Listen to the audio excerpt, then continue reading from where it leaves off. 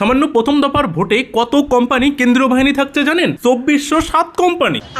হ্যাঁ, ঠিকই শুনছেন, প্রথম দফার ভোটেই না কেন্দ্রীয় বাহিনীর 2407 কোম্পানি থাকছে। আর এক এক কোম্পানিতে টোটাল কতজন সেনাবাহিনী থাকে জানেন? দেখুন, এক্স্যাক্টলি তো ওটা বলা সম্ভব নয়, কারণ আলাদা আলাদা কোম্পানিতে না আলাদা আলাদা লেভেল থাকে, সেই হিসেবে সেনাবাহিনী থাকে। তবে 70 থেকে 100 জন পর্যন্তও এক এক কোম্পানিতে হয়। তাহলে এবার ভেবে নিন যে 2407 কোম্পানিতে টোটাল কত সেনাবাহিনী হতে পারে। ইলেকশন কমিশনার ভোটের ঘোষণার দিনই বলে দিয়েছিল যে এবার শান্তিপূর্ণ ভোট করানোর দায়িত্ব আমাদের। ইলেকশন কমিশনার বলেছে তো শান্তিপূর্ণ ভোট করিয়েই ছাড়বে। যারা বেশি তেলগিরি দেখাতে যাবে না তাদেরকে ওখানেই শিলবাটা দিয়ে ঘষে তেল বের করে দেবে, যা মনে হচ্ছে এবার। আর সব থেকে বড় ব্যাপার, এবার সব থেকে বেশি সেনা মোতায়েন কোথায় করা হচ্ছে জানেন? মুর্শিদাবাদে। সামান্য মুর্শিদাবাদেই 316 কোম্পানি কেন্দ্রীয় বাহিনী মোতায়েন করা হচ্ছে।